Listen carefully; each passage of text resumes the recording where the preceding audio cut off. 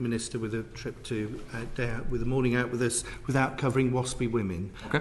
And I just reflect on that the Minister agreed with the Ombudsman around maladministration, admittedly, and then didn't agree as far as a way forward as far as compensation is concerned.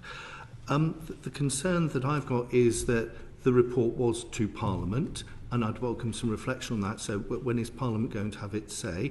I'm aware that this is subject to the courts now, so there may be limited of what you're able to talk around this, but also the principle I'd welcome your reflections on from that bigger picture of doesn't this undermine the role of the Ombudsman when there's a pick and mix approach around the findings of the Ombudsman?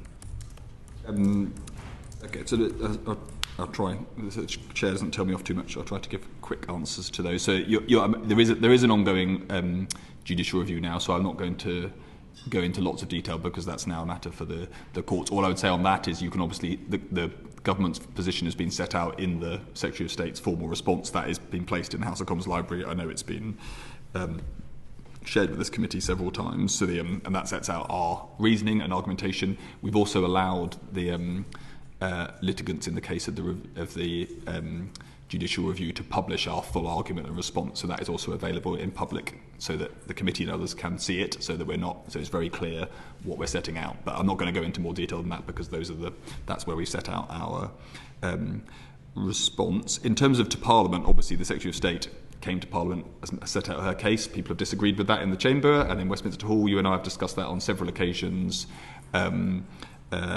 It's obviously for all political parties to use the time that they have under their control in the Chamber as they wish, and we're there as ministers to be held to account by whatever individual parties decide they wish to do in terms of using that.